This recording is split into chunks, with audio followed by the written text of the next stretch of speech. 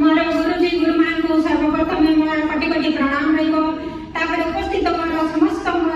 मोर गुरुमा को कोटि कोटि प्रणाम रहिबो आ मोर